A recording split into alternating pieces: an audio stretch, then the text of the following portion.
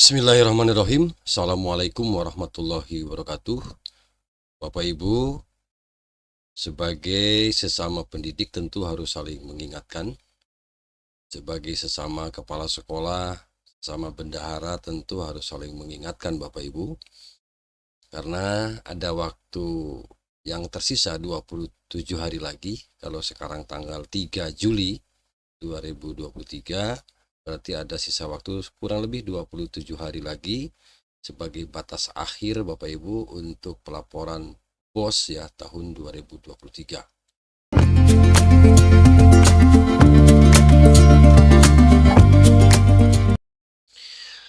Izin kali ini Bapak Ibu, saya ambil judul setiap satuan pendidikan baik PAUD, TK, SD, SMP, SMA, SMK, PKBM, dan sederajat ya, diwajib tahu bahwa batas pelaporan dana BOS ya BOS P tahun 2023 tinggal menghitung beberapa hari lagi.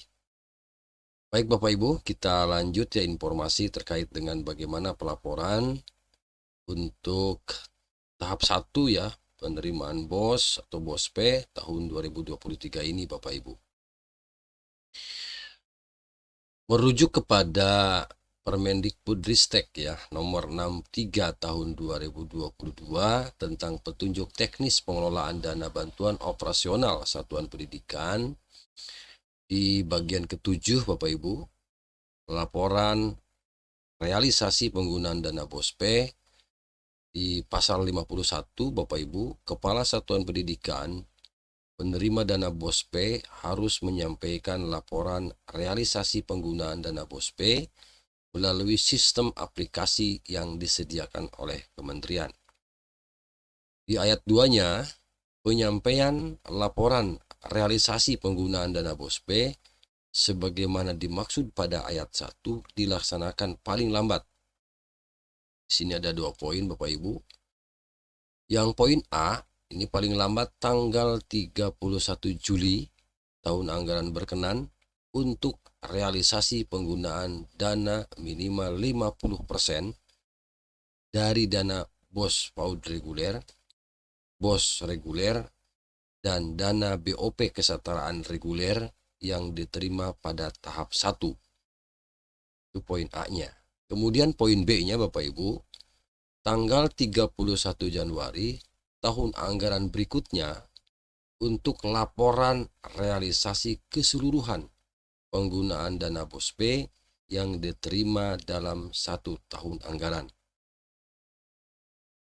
Jadi kalau kita simpulkan Bapak Ibu, untuk tahap 1 laporannya paling lambat tanggal 31 Juli tahun 2023, dan untuk laporan keseluruhan itu paling lambatnya tanggal 31 Januari 2024 berarti begitu.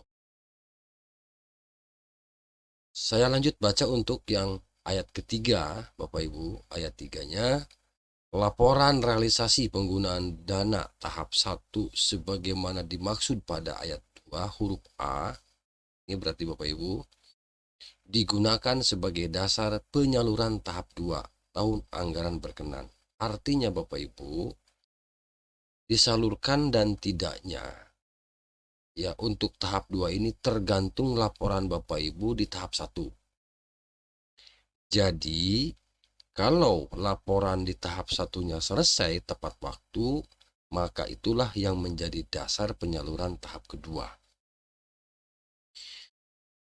Ayat 4 Bapak Ibu, laporan realisasi keseluruhan penggunaan dana sebagaimana dimaksud pada ayat 2 huruf B, yang ini Bapak Ibu ya, digunakan sebagai dasar penyaluran tahap 1 pada penerimaan dana BOS tahun anggaran berikutnya. Artinya Bapak Ibu, untuk laporan realisasi di tahap 1 tahun 2024 itu ya, ini harus berdasarkan atau dengan pertimbangan bahwa Bapak Ibu sudah melaporkan anggaran BOS P 2023 secara keseluruhan, yaitu tanggal 31 Januari 2024. Gitu Bapak Ibu. Baik, secara detail kita bacakan di sini Bapak Ibu. Ini untuk pelaporan realisasi ya, tenggat waktu pelaporan realisasi. Dana BOS reguler, jadi untuk aktivitas pelaporannya tahap 1 tahun anggaran berkenan, batas akhir 31 Juli, kalau dipersingkat nih ya. Kemudian tahap 2 31 Januari tahun anggaran berikutnya. Oke, Bapak Ibu. Jadi yang ini yang 50%-nya, kemudian yang ini yang 100%-nya untuk pelaporan. Jadi yang 50% tanggal 31 Juli 2023, kemudian untuk 100%-nya, laporan 100%-nya 31 Januari 2024. Oke, kita lanjut Bapak Ibu. Bagaimana Bapak Ibu jika laporannya telat? Maka akan terjadi pengurangan penyaluran dana. Ya, jika laporan BOS P ini telat, maka akan berisiko terhadap besaran dana BOS yang disalurkan kepada satuan pendidikan. Saya bacakan Bapak Ibu, tahap 1, apabila bulan lapornya Agustus, maka akan terjadi pengurangan 20% dari total anggaran yang sudah ditentukan. Apabila laporan di bulan September, maka akan terjadi pengurangan penyaluran dananya 3% dikuranginya. Dan apabila Oktober, 4% dikurangi dana BOS P-nya. Begitu Bapak Ibu.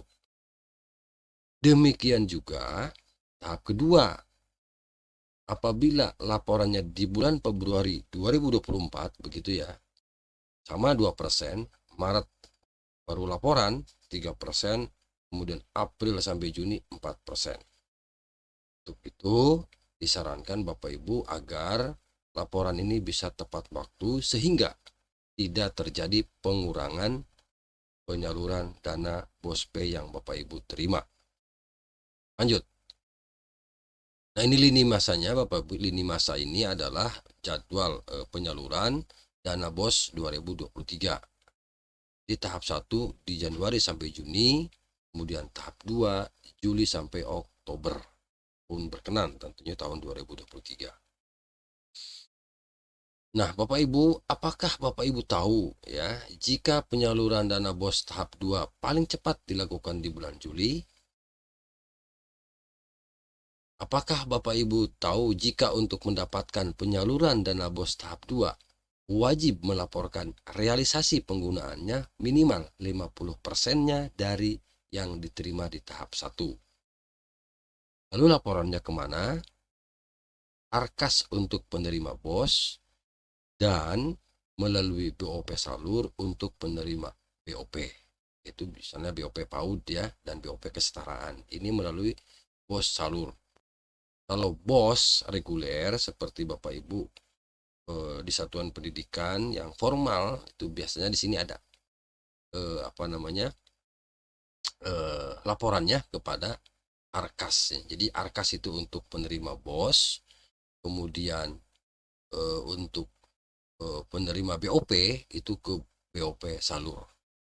Gitu Bapak Ibu, laporan yang harus Bapak Ibu buat.